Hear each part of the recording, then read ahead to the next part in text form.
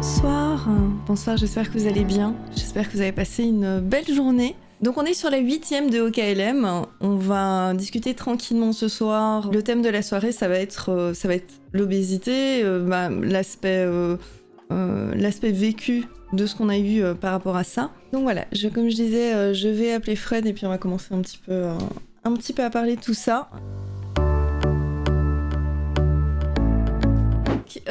Écoute, merci à toi déjà d'avoir pris le temps qu'on se retrouve ce soir pour un petit peu discuter de ce sujet-là.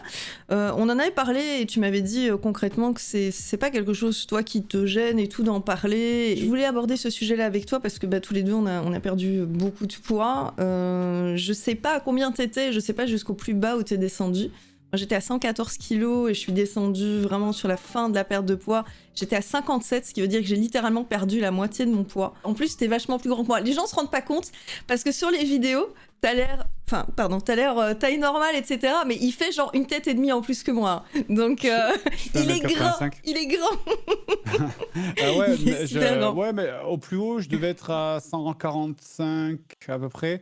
Et je suis descendu au plus bas à 80. Dites-vous qu'il n'y a aucune solution miracle et il n'y a pas de raccourci en fait. Quand vous avez beaucoup de poids à perdre, c'est beaucoup d'efforts. Beaucoup le mental qui joue. Oui, c'est surtout accepter que ça dure énormément de temps en fait. C'est ça. C'est progressif. Après, c'est toujours pareil, tu perds vite au début. En fait, au début, tu perds pas du tout. Puis tu perds très vite. Puis après, tu perds quasiment plus rien. La graisse, faut visualiser ça comme genre des couches qui sont empilées les unes sur les autres. Et qu'au début, quand t'enlèves celles qui viennent d'arriver, c'est relativement facile, ouais. Mais dès que tu vas aller chercher celles qui sont installées depuis 10-15 ans, là, il faut creuser de plus en plus et il faut faire genre 4 fois plus d'efforts pour virer la même quantité, mais sur des couches de graisse qui sont vieilles de plusieurs dizaines d'années. Quand tu vois des petites nénettes qui ont, ou même des garçons, peu importe, qui ont 3-4 kilos à perdre, tu vois, quand t'es vraiment en surpoids, toi, ça te fait sourire parce que tu te dis, attends, moi, je suis déjà dans les dizaines, et quand on a des dizaines de kilos à perdre, c'est décourageant. Mais je ne sais pas si t'en avais déjà parlé, mais toi, t'as commencé à prendre du poids assez jeune, enfant, ou c'était plutôt à l'adolescence, ou... Je sais, quand j'étais ado, j'étais déjà gros, en fait, donc je suppose que ça doit être sur la fin de l'enfance, début de l'adolescence, en vrai. Et puis après, c'est toujours pareil, de toute façon, c'est un cercle vicieux en vrai. Hein. C'est tu prends du poids, donc tu grignotes plus parce que t'es un peu seul, et du coup, après, c'est comme ça que tu grossis en fait. Hein. Déjà, quand on était petit, je sais pas si t'as remarqué, on était vraiment parti dans une optique vraiment de bouffe plaisir tout le temps. C'est les biscuits, les chocolats, les trucs, t'avais tout le temps les pubs de bonbons, de machin et tout non-stop à la télé. Il y a beaucoup de séries en fait dans lesquelles, si tu regardes vraiment genre sur 20 minutes de série, genre un Big Bang Theory, ils sont 3, 4, 5, 6 fois à table, en train de bouffer du thaï, du truc, de la pizza, du machin, et tu vois ça et instinctivement ça te donne faim, et ça peut vite aussi instaurer en fait des mauvais réflexes, et le grignotage effectivement c'est le pire, le truc le plus difficile à enlever. Ouais. Moi c'était à peu près à l'adolescence, vers 14-15 ans, par là-bas. C'est là que j'ai commencé à prendre, mais tu sais, j'étais pas vraiment en surpoids énorme, c'était vraiment juste 10 kilos, mais 10 kilos, c'est ce qui fait la différence, tu vois, entre la fille bien et la grosse copine. Tu vois ce que je veux dire? Quand t'as 15 ans, c'est plus visible sur les meufs, je pense, que sur les mecs. Hein. C'est physiquement injuste, mais c'est comme ça, quoi. C'est vrai qu'une meuf qui prend 10 kilos, ça tout de suite, ça les joues bouffies, machin, etc. Alors qu'un gars qui prend 10 kilos, ça va faire grossir les bras un petit peu, ça va faire grossir les jambes, ça va faire grossir les mollets, tu vois. Mon poids est sur mon ventre et sur la poitrine. Et c'est ça le truc qui est le plus complexant pour un homme, c'est que tu stockes sur la poitrine en fait, et genre un homme avec de la poitrine, c'est pas un homme quoi.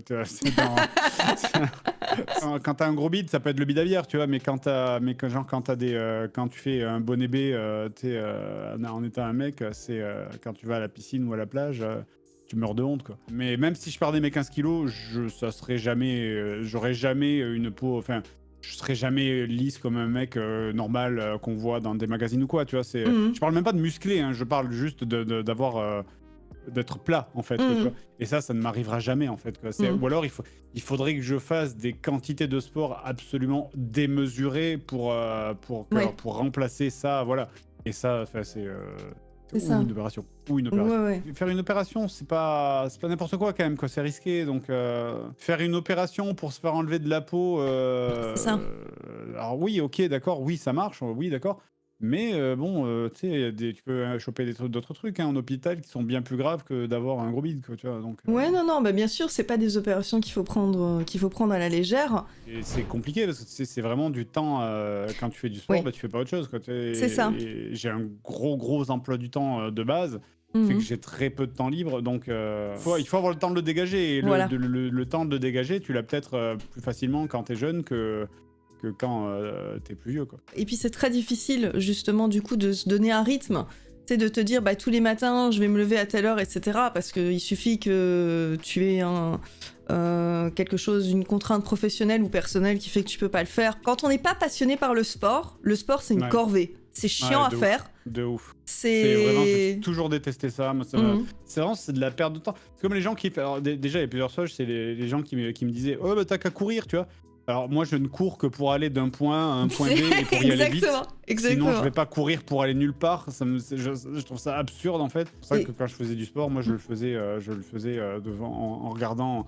En m'abrutissant sur un film ou une série pour ne pas y penser, quoi, en fait. Les gens qui disent ah, tu fais du sport et après tu te sens bien, moi ça m'est jamais arrivé. Moi je regardais la montre et j'ai putain ça y est enfin, tu sais, je vais pouvoir reprendre ma vie maintenant, quoi. C'est pour ça que vous pouvez faire un sport en fait qui vous plaît, mais ça encore faut-il en trouver un qui vous plaît, qui vous permette en fait un petit peu de bouger davantage.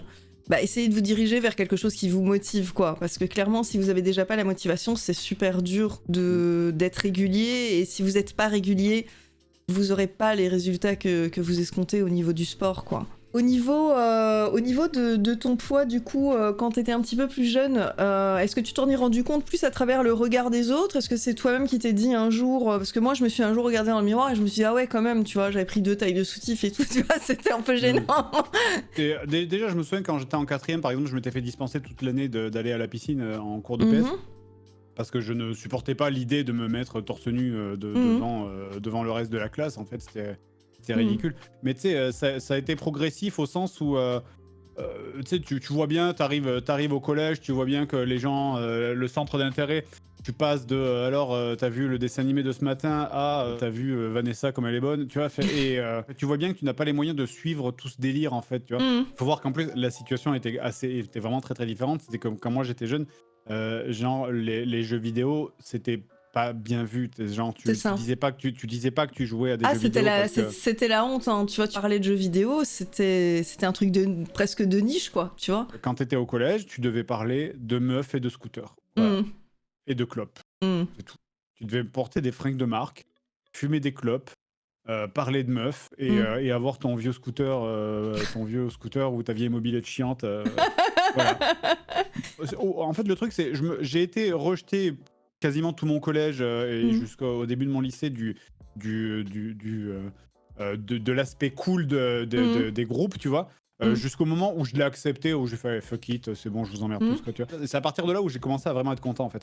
Et donc, étant disqualifié, tu l'intègres toi aussi en tant que mec, tu l'intègres en mode bon, bah, ça ne m'arrivera jamais, tu vois. Mhm. Et donc, tu te mets à part, et donc, comme tu sais que ça n'arrivera jamais, bah, tu t'en fous, tu grignotes, tu fais plus attention à rien, C'est voilà, quoi. ça. Et c'est comme ça que tu t'exclus au fur et à mesure et que la prise de poids appelle la prise de poids, en fait. Comment ça se passait au niveau de ta famille avec ta maman? Elle essayait un petit peu de te motiver et tout pour Ah oui, bouger un oui, mais plein peu de et... fois, plein de fois en vrai, tu sais, même elle essayait tu sais, de me convaincre de sortir. Moi-même, j'ai essayé plusieurs sports que j'ai essayé de faire, mais ça m'intéressait pas trop, tu sais. Mhm, J'ai fait du foot un petit peu, mais comme j'étais en position de défenseur, c'était un peu chiant, du coup, j'ai très mhm. vite arrêté. Tir à l'arc, mais bon, là, c'est pas non plus le truc qui fait vraiment bouger, quoi, tu vois. C'est ça.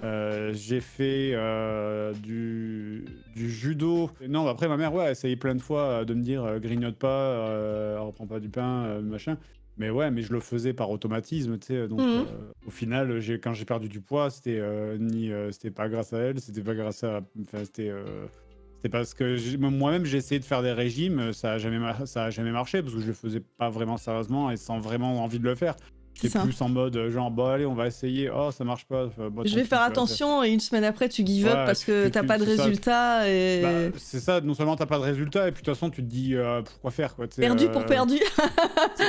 Ouais, non, mais voilà, tu te dis Ouais. c'est à partir du moment où tu veux faire un truc et tu te dis et tu sais pas pourquoi tu le fais, bah, y a aucune chance que ça marche. Du coup, quand t'as commencé les vidéos, t'es parti sur un style très humoristique et t'étais très cool avec le fait de te moquer un petit peu de toi-même, faire un peu d'autodérision. Ah oui, ça, y a aucun problème. Et quand t'as commencé à faire des vidéos et que c'était quand même encore un petit peu les débuts, je ne sais pas trop comment ça se passait au niveau des commentaires. Est-ce qu'il y avait beaucoup de remarques sur ton poids? Comment est-ce que c'était pour Oh, oui, il y en toi? avait plein. Oh, si, il y en avait plein. Je me faisais traiter de gros porc dans absolument toutes les vidéos. Les gens se moquaient. Mais je m'en foutais. Vraiment, ça me. Tu sais, je commençais les vidéos, j'avais 26 ans. Tu sais, je n'ai rien à foutre de commentaires d'enfants de 10 ans. Mais c'est aussi l'avantage parce que j'ai commencé YouTube en étant en 2009, donc il y a très très longtemps. Et j'étais déjà adulte, quoi. Genre, mais pas genre jeune adulte. Tu sais, je parle pas, j'avais pas 19 ou 20 ans, j'avais déjà 26 ans. J'ai joué à des jeux où genre on s'insultait H24 dans des commus qui étaient full toxiques, mais vraiment de 8h du matin du matin jusqu'au soir. Quand les gens qui arrivaient, qui me tombaient dessus en mode t'es gros! Ça me faisait rigoler, j'étais en mode ok, dégage, t'es rien du tout. genre tu t'as cru que j'accordais la moindre valeur à ton opinion, t'es un cafard, dégage, quoi. Quand t'es justement dans un truc au niveau gaming, et c'est ça aussi où les jeux vidéo sont quand même hyper chouettes par rapport à ça, c'est que t'en fous que ce soit un mec, une meuf derrière qui fasse 50 kilos ou 180, tu t'en fous qu'il soit blanc, noir, machin, peu importe, tu joues avec quelqu'un, tu vois, et tu prends ton pied, tu t'amuses, tu rages, tu sales, tu rigoles ensemble, et c'est super cool. C'est vrai qu'au niveau des vidéos, t'as commencé par faire quelque chose vraiment qui te plaisait. En fait, on voyait que dès le début, on voyait que tu prenais quand même bien ton pied à le faire, à essayer de faire rire. C'est quelque chose qui, toi, t'atteignait pas, quoi. Ce qui t'intéressait, c'était plutôt les retours par rapport au contenu de la vidéo et tout ce qui était critique. C'est ça, moi j'ai toujours accordé de la valeur aux gens qui parlent du contenu en lui-même, ça, il n'y a pas de problème. Ça, je prends les critiques, je les prends tant qu'elles sont constructives. Maintenant, après, les insultes, en fait, après, c'est peut-être aussi parce que j'en ai bavé pendant des années aussi, donc ça a renforcé ma carapace. Endurci, oui. En fait, les critiques, c'est où ça te renforce ou ça te détruit, en fait. C'est ça. Et il vaut mieux que ça te renforce, quoi, au final, quoi. Du coup, toi, c'est quelque chose qui t'a finalement pas atteint et t'as pu quand même continuer et tout sur ton contenu. Et à partir du moment où t'as commencé à perdre du poids, donc ça s'est passé progressivement à travers les vidéos, vous faites même des petites références à ça, des petites blagues, etc. Est-ce que t'as senti vraiment une curiosité de la part des gens qui se sont dit, parce que ayant une image quand même publique, etc. En fait, quand tu tapes joueur du grenier dans Google, je crois que la première suggestion qui remonte, c'est joueur du grenier régime, donc... oui, mais après, c'est vrai que c'est un peu chiant, parce que bon, du coup, tu te fais chier à faire des vidéos, et au final, tout le monde parle de ton régime, même parce que ça, c'est toujours pareil, quand on est dans... C'est la période, genre, où les gens recherchent de l'intime, tu vois, ils recherchent des informations private sur la personne qui regarde, et en fait, ce qui regarde, ils s'en foutent. Côté, je pourrais péter dans un bol si derrière je faisais une vidéo où je montrerais ma maison, ça ferait plus de vues qu'un JDG. C'est lamentable, mais c'est normal. C'est là parce que les centres d'intérêt des gens sont lamentables, en fait. Ils veulent voir les petits secrets, ils veulent voir ta vie intime. Ils veulent voir ce que tu manges, qui tu baises. C'est ça qu'ils veulent voir, en fait, les gens. C'est ça. Au fur et à mesure du temps, en fait, tu as parlé un petit peu plus. Vous avez commencé à faire des petites FAQ, des petits trucs où vous parliez un petit peu plus justement de l'à côté. Vous répondiez un petit peu aux questions des gens. T'as toujours un petit peu répondu, et c'est vrai que jusqu'à la vidéo de Rémi, il y a pas longtemps, où t'avais pas trop parlé au niveau du régime, ce que t'avais fait et tout. Alors que je pense qu'il y a beaucoup de gens, en fait, qui se posent la question. Il n'y a pas grand-chose à dire, en fait. Le régime, j'ai trouvé une bonne raison de perdre du poids. J'ai perdu du poids. J'ai fait du sport et j'ai mangé des légumes, et puis j'ai arrêté de grignoter. Et donc, malheureusement, après, les gens, ils veulent dire, alors, qu'est-ce qui s'est passé et tout. J'ai perdu du poids. C'est pas... Alors, est-ce que, à quel moment, en fait, quand t'as commencé, t'as perdu du poids, t'as perdu, du coup, quand même pas mal, comme tu disais, hein, t'étais à peu près à 55 kilos. À quel moment, en fait, tu t'es dit, j'arrête? Est-ce que ça s'est bloqué de soi-même? Je veux dire, t'es arrivé à un truc? Mais je me suis jamais dit j'arrête en fait. Le problème c'est que quand tu fais un régime, quand tu as été en obésité morbide, ton régime ne s'arrête jamais. C'est ça. En fait, il n'y a pas de fin. Encore, je suis au régime, et je suis au régime pour ne pas prendre du poids. Je suis même pas au régime pour perdre du poids. Après, il y a des phases où j'en perds un petit peu, mais il n'y a jamais de fin en fait. Ça ne se termine jamais quoi. Ça s'est arrêté naturellement entre guillemets. Au niveau des 80 kilos, parce que déjà, de toute façon, tu le vois sur certains jeux en vrac, quand je faisais 80 kilos, où j'avais vraiment les joues qui étaient vraiment creusées, en fait. Ah, pourtant, j'avais encore du bide, hein. Même quand je faisais 80 kilos, j'avais encore du bide. On avait l'impression que j'étais maigre, mais en fait, j'ai jamais été maigre. Je suis toujours, au mieux, j'ai toujours été un skinny fat, quoi. Ça s'est arrêté à ce moment-là. Pourquoi? Parce que c'est aussi... Ça devient la graisse qui est tellement dure à perdre, en fait, que là, on parle c'est la graisse qui s'est accumulée quand j'avais 12 ans, tu vois, c'était la graisse qui est vieille de 30 ans, quoi. Et alors, aujourd'hui, tu dis, donc tu continues à, du coup, faire attention. Moi, c'est pareil, on va parler un petit peu de cet aspect-là, justement. Aujourd'hui, comment ça se passe, tes repas? T'es toujours très attentif, quand même, à ce que tu manges. Qu'est-ce que t'avais dit, déjà, que tu mangeais énormément d'haricots verts et du poulet? Bah, des haricots verts et du poulet qui représentent 80% de mon alimentation, oui. Du moins, la viande rouge, j'ai quasiment supprimé. Le fromage, je n'en mange plus du tout. La charcuterie, quasiment plus du tout. Le seul truc que j'ai gardé dans mon alimentation en termes de plaisir, c'est le chocolat. Parce que ça, je pourrais pas supprimer le chocolat, j'aurais vraiment trop de mal. Fromage blanc, enfin, voilà, après, c'est genre le fromage blanc 0%, c'est bien, parce que c'est assez peu calorique et tu peux en manger des grosses quantités. Tu peux en manger des grosses quantités pour te bourrer le ventre, en fait. C'est surtout ça, en fait. C'est l'eau. Il faut boire des litres et des litres et des litres d'eau, parce que c'est un très bon coupe-faim, en fait. Quand je suis en mode perte de poids, j'essaye d'avoir tout le temps des bouteilles d'eau fraîche à portée de main, et je bois des quantités de litres d'eau par jour. Enfin, vraiment genre 3 litres tu vois, par jour. C'est ça, j'ai énormément limité tout ce qui est glucides. Pardon. Genre le pain, tout ça. Tu fais attention à tous les féculents, un petit peu. Je mange très très peu. Je fais attention, je regarde systématiquement les calories sur les emballages. J'essaye de pas grignoter, c'est pour ça que je fais attention. En vrai, on dit souvent que le régime il commence quand tu fais les courses, et ça c'est la vérité, quoi. C'est quand tu fais les courses, c'est le moment où il faut résister, en fait, quoi. C'est le moment où il faut résister, où il faut pas acheter le paquet de gâteaux, il faut pas acheter le truc qui te fait envie, que t'as envie pourtant que t'aimerais tellement manger. C'est dur, hein. On dit généralement, tu vois, que c'est mieux d'y aller l'estomac plein, parce que quand t'as faim et que tu vas faire les courses, c'est mentalement, c'est ultra dur de résister au fait d'aller chercher finalement des cochonneries, parce que quand t'as pas pris ce fameux paquet de gâteaux ou quoi, t'es un peu fier de toi, tu vois. Tu rentres chez toi en te disant c'est bon, j'ai tenu le coup. Parce que clairement, c'est des petites frustrations, en fait, du quotidien. Beaucoup de tentations. C'est très difficile de revenir sur des habitudes. Et on peut très très vite effectivement retomber dedans. Surtout que c'est difficile aussi quand tu vis en couple, parce que du coup tu peux pas faire subir ton régime à la personne avec qui tu vis, ça doit être chiant pour elle, parce que si toi tu dois pas manger de gâteau, mais que la personne avec qui tu vis elle a envie d'en manger, tu fais quoi, tu vois.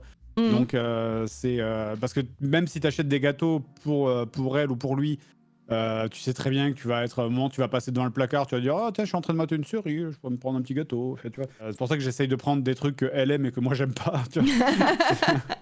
C'est une méthode. Moi, ce que j'ai fait, c'est au niveau de tout ce qui est grignotage, j'essaie d'avoir vraiment des trucs sains, des trucs bruts, tu vois ce que je veux dire. Tout ce qui est, fruits secs, tu vois, amandes, machin, tout ça. Ça aussi, faites attention, vous fiez pas juste au niveau des calories, parce que vous pouvez avoir un Mars, il a les mêmes calories qu'un truc avec des céréales, des fibres, plein de choses dedans.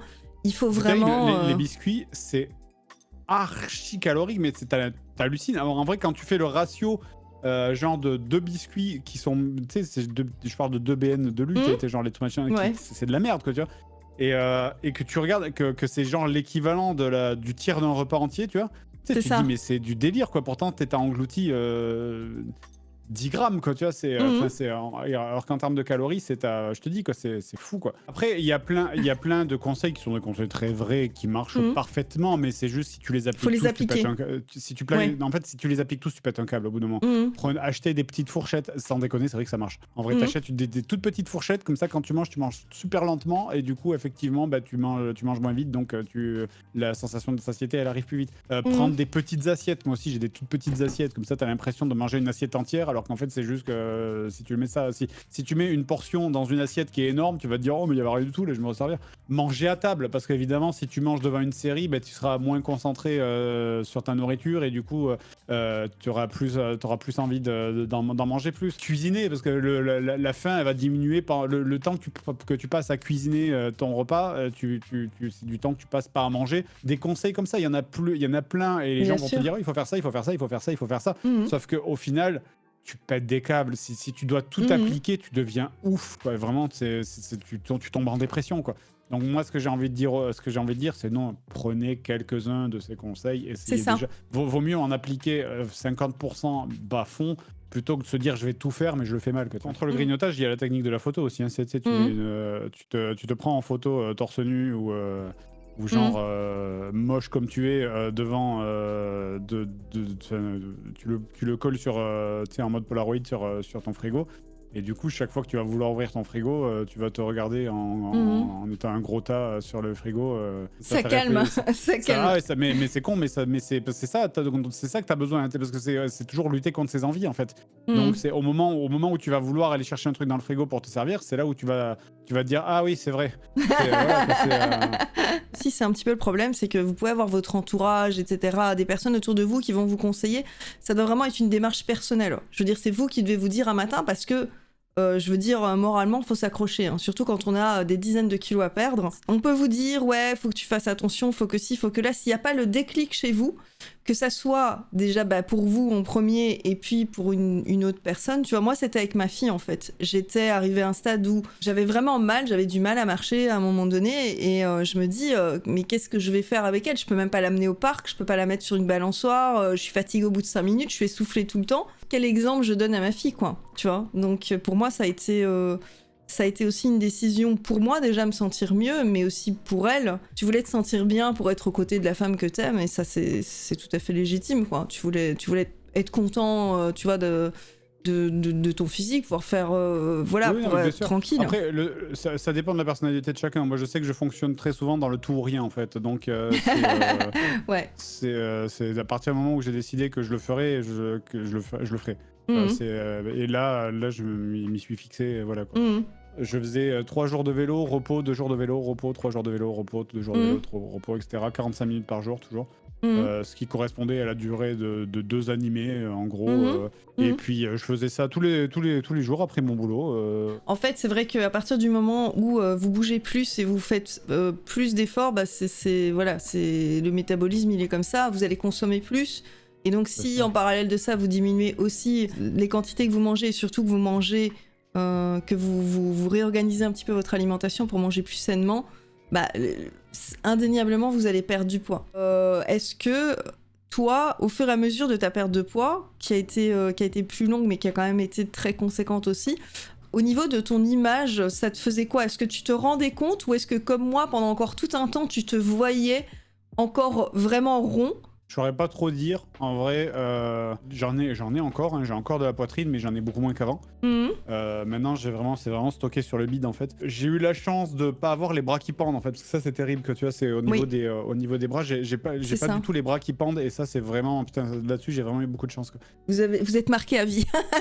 Aucune crème d'institut, aucun truc, enfin, moi, j'ai pas été en chercher parce que je m'en fous et que j'y crois pas trop, mais aucune crème d'institut ne vous enlève ce genre de truc-là, et c'est un truc qui vous rappelle toujours, quoi. Quand vous mettez un t-shirt, un truc un peu court et tout, tu vois ça sur tes bras. Mais après, c'est surtout, j'ai eu la chance au niveau du visage, en fait, et c'était ça la plus grosse satisfaction, c'est que j'ai complètement perdu mon double menton, en fait. Et c'est enfin, je pouvais faire ça, et baisser ma tête sans que ça fasse le gloître, sous le...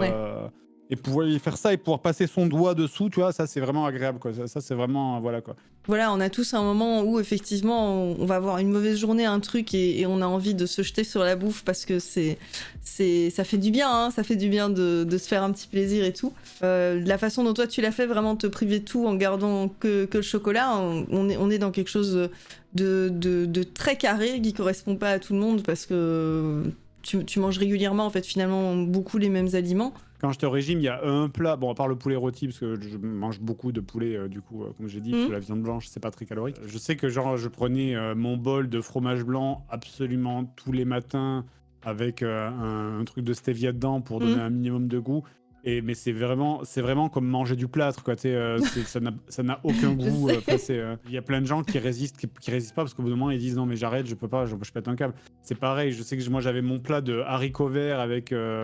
Que je faisais des petits lardons, là, c'est genre 75 grammes de lardons avec des haricots verts, avec un peu de poivre dessus ou un truc vite fait pour assaisonner. Et je mangeais ça quasiment 7 fois par semaine, quoi, tu vois. Et je sais qu'il y a des gens qui pèteraient un câble, mais moi ça va. Moi je m'en fous parce qu'en fait je trouvais ma satisfaction dans le fait d'avoir réussi à tenir un jour de plus, en fait. Mais ça aussi c'est quelque chose qui peut devenir addictif, en fait, c'est de voir le poids qui baisse et il faut aussi savoir s'arrêter. Au contraire, en prendre, hein, parce qu'en fait le corps... Le truc, c'est que le corps, il s'habitue au bon moment et il va se dire ah bon, c'est des haricots comme tous les jours. Et en fait, le jour où tu vas manger une demi-tranche de pain, il va faire oh, des glucides, je garde tout. C'est genre le moindre gramme, je le stocke, je le mets de côté. Et du coup, tu te dis bah, c'est pas très grave, c'est une demi-tranche de pain. Et non, ta demi-tranche de pain, c'est comme si tu la prenais, tu te la collais sur l'épaule, quoi. Tu vois, c'est vraiment parce que le corps, il s'habitue, en fait. Il faut être attentif, je vous dirais. Mais voilà, il faut pas que ça devienne, en fait, vraiment, je veux dire, tout ce que vous ingurgitez. Des fois tu pètes des câbles, hein, parce que tu te dis, mais attends, qu'est-ce que j'ai mangé hier? Et tu te revois hier, tu dis, mais attends, j'ai quasiment rien bouffé hier. Et le lendemain, tu te pèses, t'as pris 1,5 kg. Tu te dis, mais d'où ça sort? C'est ça, tu te pèses encore régulièrement? Moi, c'est une fois par semaine. Tous les matins encore, j'arrive à me maintenir, je ne remonte plus trop, mais c'est effectivement une angoisse pour moi, hein, tu vois, de me dire, je veux plus redevenir comme ça, quoi. Je t'ai descendu au plus bas, je t'ai descendu à 80, moi, 80, je dis pas, j'étais trop j'ai pas réussi à me stabiliser à 85, et là, je suis remonté, je suis à 94, 95, quoi, tu vois. Il faudrait que je reperde 10 kilos, quoi. Le problème, c'est que c'est vrai que ça veut dire c'est refaire massivement des efforts, surtout que quand c'est des kilos très c'est les derniers kilos, c'est super compliqué à perdre. On dit souvent genre les femmes c'est terrible parce qu'on leur impose des canons de beauté qu'elles ne peuvent pas atteindre. Oui, les mecs c'est pareil, hein. Mais les filles, c'est genre, c'est pareil pour les gars. Hein. C'est genre, vous êtes Barbie, nous on avait Musclor. Donc c'est les mecs, c'est presque pire des fois. Hein. Donc forcément tu vas naturellement te comparer aux autres gars de la salle qui eux font des trucs de ouf et qui en plus friment à moitié. Donc toi t'arrives à rien faire. Les filles sont pas mieux. Hein. Les filles sont pas mieux, elles sont très intransigeantes les unes avec les autres en général. Mais en salle de sport c'est pareil. Tu sais, les nanas là qui sont faites comme des danseuses brésiliennes avec un corps magnifique, tout est sculpté et tout, tu vois. Et toi t'es là, t'arrives, tu vois, avec tes cuisses et tes bras un peu comme du flan, tu vois, et tu te dis allez, faut que j'y aille. Il y a ce paradoxe où en fait aux femmes on leur demande pas d'être musclées, en fait on leur demande d'être la société ne demande pas des femmes qu'elles soient musclées, elle demande des femmes qu'elles soient minces mais fermes, tu vois. Et en fait tout ce qui est minceur et ferme, ça peut s'obtenir. Alors il faut être mince au sens, c'est-à-dire il faut quand même avoir de la viande, il faut pas être rachitique, quoi, tu vois. Alors que les hommes, un homme juste mince, on va lui dire fais de la muscu, et il faut avoir genre les bonnes tablettes de chocolat, les muscles saillants, mais ça c'est des trucs qui sont inatteignables. À moins de faire 3 heures de muscu par jour, c'est inatteignable en vrai, quoi. Parce qu'on a tous aussi un métabolisme différent qui fait qu'on prend et on perd du poids pas de la même manière. Vous avez tous ce pote qui s'enfile 3 pizzas limite d'affilée tous les soirs sans problème et qui est comme ça. Et vous savez très bien que l'éclair au chocolat, c'est... J'en ai connu un comme ça, Cœur de Vandale, qui était dans les vidéos JDG il y a longtemps. C'est quelqu'un qui fait 40 kilos en vrai. Et pourtant, il mangeait genre 3 pizzas par jour, quoi. Mais c'est juste qu'il avait un métabolisme comme ça qui est injuste, où effectivement, il ne gardait absolument rien. Par contre, en revanche, c'est sûr, s'il fait une analyse de sang, il doit avoir des triglycérides, du cholestérol et tout ce qu'on dit, quoi. Mais par contre, physiquement, il ne stocke pas le gras, quoi. Donc c'est chacun... voilà, tu vois, on est tous différents là-dessus, quoi. J'avais... alors, attends, une autre question. Comment fait-on pour mettre en place une routine santé quand la motivation est souvent absente? Il faut d'abord trouver la motivation, il faut d'abord trouver la raison avant de penser le reste. Parce que si t'as pas la motivation, ça veut dire que t'as pas la raison de le faire. Si t'as pas la raison, t'auras pas l'envie. Il y a un jour où tu te seras cogné le petit doigt de pied en te levant le matin, tu vas faire fais chier et puis tu vas t'enfiler un saucisson parce que de toute façon, tu t'en fous, en fait. Donc voilà, c'est faut ça. d'abord trouver la raison, quoi. On me demandait aussi comment est-ce que vous avez géré les incartades à vos routines. Par exemple, les dîners entre amis, les anniversaires, les fêtes, les apéros et tout ça. Non, bah après, le truc de dire je vais au resto, je vais prendre du poids, non, c'est pas vrai. Vous pouvez choisir de manger quelque chose de sain, hein. Rien vous en empêche. Tu peux aussi choisir de manger une salade, quoi. Tu vois, c'est pas genre on me met le flan au chocolat dans la bouche, je n'ai pas le choix, s'il vous plaît, mettez de la chantilly. Non, ça c'est pas vrai, quoi. Pour Noël, pour les trucs comme ça, ben là après ça, sinon ça se joue aux quantités, hein. C'est juste, tu sais que si on va te servir des patates et de la dinde, tu vas prendre un tout petit morceau et tu vas manger une portion de moineau. Et après, pendant que tout le monde va se resservir et va manger autour de toi, toi tu vas être là et tu vas devoir résister au fait de te resservir, quoi. En fait, moins vous allez manger aussi, et plus vous faites en fait des petites portions, et plus vous allez sentir aussi qu'au niveau de votre estomac, l'estomac va un petit peu se resserrer, et du coup vous allez caler aussi plus vite. Mais ça prend du temps. L'estomac qui se resserre, c'est vrai, mais ça prend beaucoup de temps. Surtout quand t'as été obèse, ça prend des années. Mais vraiment, ça prend beaucoup de temps, quoi. C'est ça. Donc faut pas compter trop là-dessus, quoi, en vrai. Au niveau du coup de ta femme, en fait, qui t'a vu fondre, hein, je veux dire, à son niveau, elle, en fait, elle t'a vu aussi beaucoup changer, etc. Est-ce que t'as senti de son côté que elle t'a soutenu, j'imagine, dans tes démarches et tout pour maigrir, même si tu le faisais pour elle autant que pour toi? Le truc, c'est que moi, quand j'ai perdu du poids, je l'ai fait pour elle, mais elle m'a rien demandé, techniquement, tu vois. Puis en fait, c'est juste sa présence. Sa présence, c'est mon soutien, en fait. Donc voilà, quoi. Je demande pas plus que ça, en fait. En fait, ça m'aurait emmerdé qu'elle en fasse trop, tu vois, qu'elle soit en mode gambaté, Minasan, tu sais. À sortir les pompons et tout. Chérie, encore 5 kilos en moins sur la balance. Voilà, là, ça m'aurait gonflé. Je me suis genre, ta gueule. J'étais vraiment en train de faire mon vélo. Mais j'ai pas besoin qu'on me rappelle que j'en bave. Je le sais déjà, tu vois. Voilà. Tu m'étonnes. J'ai juste besoin qu'on fasse de rien, en fait. J'ai juste besoin qu'on constate mes efforts. C'est tout, pas plus. Attends, qu'est-ce qu'on m'a demandé? Est-il plus important de garder son régime alimentaire, mais faire masse sport, ou réduire son régime alimentaire et ne pas forcément faire de sport? L'idéal, c'est la combinaison des deux, hein, on va pas se mentir. Idéalement, là, je sais que là, je suis en mode régime only parce que j'ai plus le temps de faire du sport, mais je sais que je devrais pas. Je sais qu'il faudrait que je dégage 1 heure de mon temps par jour pour faire du sport. Le vélo, il faut en faire longtemps parce qu'au début, pendant les 30 premières minutes, c'est que de la flotte qui s'en va et pas de la graisse. Derrière, il faut prévoir le temps pour la douche parce que bon, tu vas pas retourner bosser en puant sa race. C'est facilement 1h30 qui saute. Et encore là, je parle que si tu le fais chez toi. Si tu dois te déplacer pour le faire ailleurs, c'est tu sais, 1h30 dans une journée, c'est beaucoup, genre. Hein, Ouais, il faut se trouver le temps, quoi. Et en fonction de votre emploi du temps, de vos horaires, de vos contraintes familiales, personnelles, professionnelles, on n'a pas tous le temps. Et puis quand tu rentres à 8h, tu vois, du boulot ou devoir faire tel ou tel truc, je veux dire, te jeter sur ton vélo d'appartement ou commencer à faire du pilate devant ta télé, tu vois, on va dire que c'est pas ta priorité, quoi, tu vois. Tu vas pas faire du sport à la place de bosser, donc ça veut dire que si t'as 2 heures ou 3 heures par jour de libre, à la place t'en auras plus qu'une ou deux ou 1h30, quoi, tu vois. On est même plus finalement dans un régime, en fait, c'est devenu notre façon de s'alimenter, tu vois. Parce qu'au bout d'un moment, tu manges comme ça tous les jours. Donc tu peux plus te dire... moi, je connais des gens qui ont enchaîné tous les régimes du monde. T'as fait des choix, en fait, pour que ton alimentation soit beaucoup plus restreinte et plus stricte, etc. C'est simplement devenu ta façon de manger, quoi.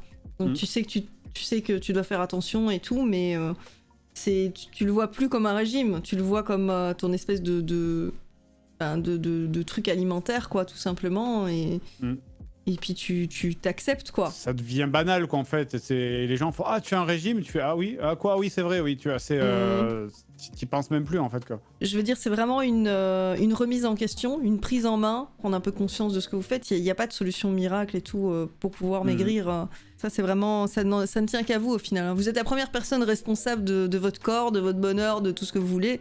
Donc, si vous bougez pas le cul pour le faire, personne d'autre va le faire à votre place, hein. Personne va faire vos pompes pour vous, votre vélo d'appartement pour vous et tout. Donc, la démarche doit venir de vous, quoi. C'est aussi, entre guillemets, aussi simple que ça et aussi difficile que ça, quoi. J'aimerais savoir comment il vivait les moqueries par rapport à son poids lorsqu'il n'avait pas encore de succès, qu'il avait que quelques commentaires. Si ça m'avait touché, c'est plus ça m'aurait touché dans la période du collège. Je sais même pas, ça avait pas forcément des rapports avec mon poids. C'est un mélange de plein de choses. C'est plus quand je suis arrivé à ma seconde première, en fait. J'ai compris qu'en fait je traînais avec des gens qui ne voulaient pas que je traîne avec eux, et c'est terrible. On te fait comprendre que genre mec, arrête de nous suivre, tu sais, tu sais, où genre les gens s'en vont sans toi, où tu sens qu'ils font des trucs entre eux, où ces gens ils t'esquivent, tu sais, quand ils te voient arriver ils t'esquivent, ou ils font comme s'ils t'avaient pas vu, et c'est con, mais ça m'a blindé au point où je suis vraiment devenu beaucoup plus dur et beaucoup plus froid, en fait, que je n'étais avant ça, en fait. Ça a construit aussi ma personnalité, entre guillemets, quoi. Est-ce que y en a l'un ou l'autre parmi justement ces gens-là qui ont été comme ça avec toi, qui se sont remanifestés les dernières années en mode ah là là, maintenant il est connu, vas-y, je vais lui envoyer un petit message, tu vois? Non? On t'a foutu la paix? En fait, j'ai un rythme tellement effréné depuis qu'on fait les JDG que il y a plein de gens que je calcule pas du tout, qui me contactent en mode tu te souviens de moi? Je fais ah oui, c'est vrai qu'il faut que je le rappelle. Et puis 4 ans après, je le fais pas. Ouais, tu te rappelles, j'étais dans la classe machin dans ton école au même moment que toi. Tu te rappelles, tu m'aimais pas trop. C'est ok. Message, j'ai pas le temps de lire des messages de 50 lignes, j'ai pas le temps de tourner autour du pot, j'ai pas le temps de faire des salut, ça va, tu fais quoi? Salut, alors moi ça va, et toi ça va, aujourd'hui ça va, tu fais quoi? Non, stop, arrête ça, j'ai pas le temps, tu me dis ce que tu veux, on y va. Voilà, quoi. Je ne suis pas mal à l'aise dans le silence, en fait, quoi, tu vois, il y a quelqu'un qui parle du coiffeur dans le chat, je suis pareil, tu vois, moi je vais au coiffeur, je regarde mon reflet pendant 30 minutes sans rien dire, il y a pas de problème, quoi, tu vois. Mais moi c'est exactement pareil, quoi, je supporte pas. J'ai pas besoin de parler, quoi, tu sais, T'as la personne derrière toi, tu vois, qui est là, tu vois, en train d'essayer d'engager la conversation. Il fait beau aujourd'hui, hein. T'es là, ouais. Alors, vous allez en vacances cette année Tu vois, et moi, je suis là juste en train de me dire, on peut faire ça en silence et tout. J'ai juste rien à dire, en fait. Ça me gêne pas du tout. Je n'aime pas parler pour aller nulle part, en fait. C'est vraiment pour moi, c'est des discussions qui vont. C'est comme si tu devais aller. Marcher, faire le tour de ton quartier, revenir au point de départ, ça n'a aucun intérêt. Et du coup, des discussions qui ne vont nulle part parce que tu n'as aucune information importante à transmettre, bah, je ne sais pas quoi dire. Et c'est pour ça que quand on va me dire « Alors, salut, ça va ?» Oui. Allez, il fait beau, hein, aujourd'hui ? Oui. Est-ce que c'est vraiment du coup le streaming, du coup c'est un autre plaisir, c'est quand même différent d'avoir ce contact direct avec les gens? C'est pas du tout pareil, parce qu'évidemment dans le streaming tu as un contact direct et instantané, en fait. Potentiellement tu peux être beaucoup plus drôle en stream que tu ne peux l'être sur YouTube, parce qu'en YouTube tu es seul avec toi, sur YouTube tu es seul avec toi-même, alors que genre quand tu vas faire du stream tu peux piquer les blagues du chat, hein, tous les streamers le font, hein, donc du coup d'avoir ce retour en direct, c'est vrai que t'as quand même dit longtemps moi je suis youtubeur, je suis pas streamer. Maintenant on est d'accord en fait qu'avec la régularité, je veux dire aussi la qualité du contenu que tu proposes, en fait on sent que t'es vraiment là pour te faire plaisir. Si je continue à dire je suis pas trop streamer, parce que la différence, contrairement à un streamer dont c'est le métier, c'est que eux stockent leur énergie en journée et peuvent se lâcher le soir. Moi, mon énergie, la journée, c'est pour ça que je suis aussi moins dynamique et j'estime être moins bon qu'un streamer normal. Parce que moi, quand vous me voyez en stream le soir, j'ai passé 8 heures la journée à bosser avant. Que ce soit en faisant du montage, de l'écriture ou du tournage, tu vois. Moi, j'arrive le soir, je suis déjà rincé de la journée. Tu vois, parce que j'ai passé la journée, là, aujourd'hui, tu vois, j'ai fait 8 heures d'écriture. Et derrière, là, j'enchaîne les 3 heures avec toi, tu vois. Mais donc, j'ai déjà bossé. J'en suis à ma 11e heure de taf, entre guillemets, quoi. Mais je reste un streamer très calme, tu vois, et c'est pas forcément ce qui marche le plus, quoi. Parce que c'est dans mon caractère, en fait, hein, parce qu'en fait, le truc, c'est que c'est la même problématique que sur YouTube. C'est que passer un certain âge, en fait, t'as l'impression qu'il y a cette petite voix, qu'il y a un petit toi fantomatique qui te regarde et qui juge tout ce que tu fais. Et dès que tu vas faire de tu sais, il va y avoir un toi juste derrière toi qui va faire comme ça. Quand c'est plus calme, en général, c'est des trucs qui marchent un petit peu moins bien parce que les gens attendent une certaine dynamique. Hein. On est toujours dans les clés à secouer et il faut qu'il se passe des trucs tout le temps. Et sauf que la vie, elle est pas comme ça. Moi, je suis quelqu'un de chill. J'aime bien prendre le temps pour faire les trucs, après, discuter et tout. Il y a des streamers chill de 25 ans. Hein, ah oui, ça, j'en doute pas, ça. Il y a de tout, mais disons que c'est vrai que la mode, que ce soit sur YouTube, c'est pareil, mais que ce soit sur YouTube ou le stream, c'est quand même d'avoir du peps. C'est pour ça que mes streams préférés, c'est ceux du dimanche, en vrai, parce que c'est là où le matin, j'ai dormi, tu vois. J'ai dormi, j'ai rien fait de la journée, j'allume mon stream, je sais que c'est en début d'après-midi, et je vais être cool, et j'ai pas 8 heures de boulot avant ça qui m'a pompé l'énergie, tu vois. Je regarde absolument pas les stats, en fait. C'est terrible parce que c'est pareil, j'ai tous les abos, genre j'ai pas touché 1 centime de l'argent des abonnés de Twitch encore depuis 2014, quoi. Parce que je m'en suis pas occupé, quoi. Donc c'est te dire à quel point c'est pas ma priorité, tu vois. L'avantage, c'est du coup quand je vais le toucher, ça va être le jackpot. Mais par contre, ouais, Et puis, tu sais, moi, ce que je trouve intéressant avec le fait que tu sois un petit peu plus mis au streaming, c'est que je pense qu'il y a beaucoup de gens qui, pendant des années, peut-être ont voulu, quelque part, vous soutenir, toi et Seb, dans ce que vous faisiez. Et en fait, vous avez jamais mis en place de Tipeee. Vous avez sorti des DVD, vous avez fait quelques goodies avec les t-shirts, etc. Mais quand vous savez à la chaîne Twitch Joueur du Grenier, Seb ne touche rien dessus parce que comme je suis le seul à streamer dessus, c'était un deal qu'on avait avec moi et Seb, c'est lui il stream pas. Ça revient sur moi, sauf que moi je le prends pas non plus du coup. Donc pour l'instant ça va sur Twitch. Je préfère le préciser par honnêteté, tu vois. Oui, mais tout à fait, mais ça tu l'avais déjà dit, hein, et je trouve que c'est tout à fait correct et tout. On sent qu'il y a vraiment beaucoup d'attachement et beaucoup d'affection et les gens sont contents de venir te voir en stream, ils sont contents de partager ces moments-là avec toi. Voilà. Moi aussi, en fait, c'est pour ça que j'aime beaucoup le stream, pour cette interaction directe. Et puis d'une manière générale, les gens sont beaucoup plus bienveillants sur Twitch aussi parce qu'il y a un retour direct et c'est la différence entre genre poser un dessin, mettre un tableau dans un musée et te barrer, et puis ensuite les gens ils viennent un par un, ils font oh c'est de la merde. Ou alors poser un tableau dans un musée et rester à côté du tableau, et là les gens ils vont venir devant toi et ils vont faire oh bah, c'est pas mal quoi, parce que t'es à côté, et donc forcément ils vont être forcément plus bienveillants, et c'est pas une question d'hypocrisie ou quoi, hein, c'est juste que tu sais que tu vas pas te permettre de faire d'être un connard parce qu'il y a le mec en face, il peut te répondre quoi. Typiquement quand on sort une vidéo, en général on est toujours mécontent, hein, parce que c'est la règle. Que si t'étais content d'une vidéo, ça voudrait dire que genre, ça y est, il n'y a plus rien à toucher. Enfin, si t'étais 100% content d'une vidéo, ça veut dire ça y est, t'as la formule parfaite, maintenant tu peux plus rien à faire, tu vois. Déjà, de toute façon, c'est la nature du truc. T'as travaillé dessus pendant un mois, tu l'as vu, revu 50 fois. Les blagues, c'est même pas que ça te fait plus rire, c'est genre les blagues t'énervent en fait côté. C'est ça. Donc c'est pour ça que c'est bien d'échanger, c'est bien d'avoir des retours. Et puis finalement, tu vois, et à chaque fois on se trompe parce qu'à chaque fois, tu vois, les gens sont contents. La vidéo Cyberpunk là, les gens ont adoré, tu vois, alors que pourtant nous on l'a sorti, on était en mode putain c'est pas terrible et tout, tu vois. Donc tant mieux, tu vois, même si on continue à penser qu'on aurait pu mieux faire quoi. Que les gens aiment ou pas, qu'ils s'en plaignent ou non, il y a vraiment une évolution les dernières années d'un point de vue technique, d'un point de vue scénaristique, d'un point de vue beaucoup de choses. Vous avez réussi quand même à créer vraiment votre propre univers, En fait, c'est à partir du moment où tu cherches plus à évoluer, tu deviens cynique, parce que ça veut dire que cynique parce que tu te dis bah ça sert plus à rien, de toute façon ça fera autant de vues, tu vois. C'est ça. Et ça, c'est le début du cynisme absolu, qui pour moi est le cancer de YouTube. En fait, c'est cette espèce de cynisme où tu te dis pourquoi je vais me faire chier. De toute façon, je vais regarder, je prends les 3 objets autour de moi, je fais une vidéo en faisant prout entre parenthèses le titre, ça tourne mal. Pas exactement le même nombre de vues, parce que de toute façon 70% des gens vont cliquer dessus à cause de la miniature. Les gens ont toujours été très exigeants avec nous en fait, hein, tu sais, c'est moi régulièrement je vois des commentaires, et très souvent des commentaires du genre c'est pas mal, cependant c'est moins bien que la vidéo numéro 38, mieux que la 54 et à peu près au même niveau que la 72. J'ai soufflé 2 fois du nez à 2 minutes 38 et 4 minutes 42 et j'ai rigolé sincèrement une seule fois à 10 minutes 38. Tu dis vraiment c'est affreux, mais c'est juste affreux. Non mais je suis triste vraiment pour vous, hein, les gens qui prenaient le temps d'écrire ce type de commentaires, c'est malheureux. Je vais analyser mon rire, voyons, sur un... Alors sur une échelle je de 1 je suis à un niveau de rire de 7,3.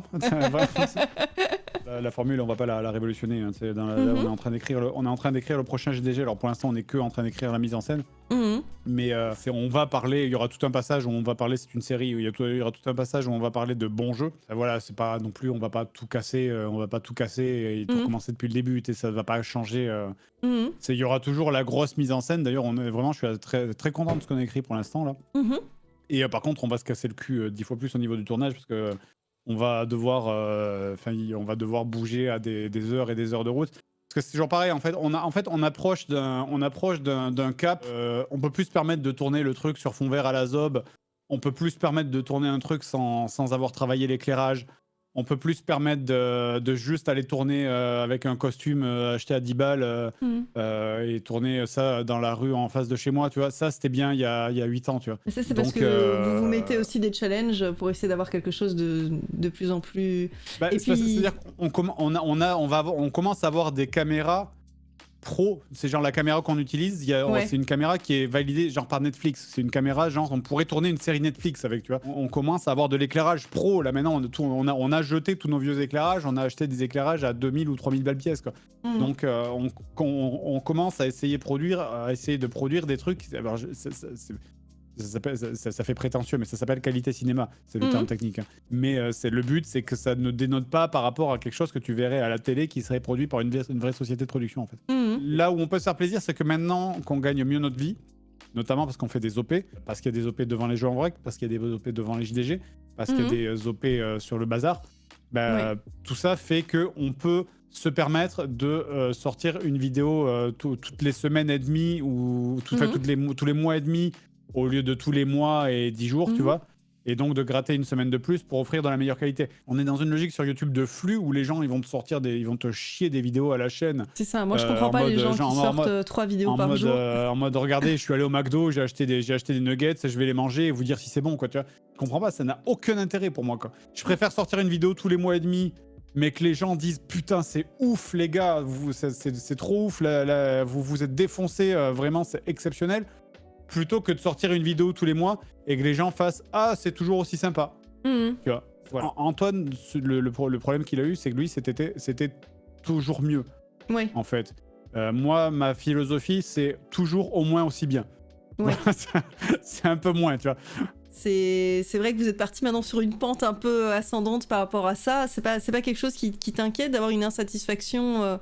Du coup, le fait que tu mettes à chaque fois, enfin que vous mettiez tous les deux à chaque fois la barre plus haut. Là, en vrai, c'est parce que c'est le premier JDG post-vidéo des 11 ans, mais après, on va calmer son cul. Hein, c'est pas... Après, on reviendra sur des choses plus classiques. Là, typiquement, on va faire une grosse vidéo qui va nous demander certainement des tournages un peu complexes, machin, etc. Derrière, on en fera une plus basique. Voilà, quoi. Donc, je pars du principe, il faut pas que genre, ça soit genre majorité fiction et pas de test. Mais je pars du principe que la fiction, c'est pas dérangeant si c'est drôle. C'est tout. C'est ça. Si c'est drôle, ça va. Si ça apporte quelque chose à la vidéo, pour moi, la fiction, c'est vraiment une grosse plus-value en vrai. Parce que... C'est juste ce qu'on se dit à chaque fois, c'est quand on écrit, c'est attention, il faut que ça soit drôle et pas qu'on commence à se branler en mode genre on raconte des histoires, genre sérieuses.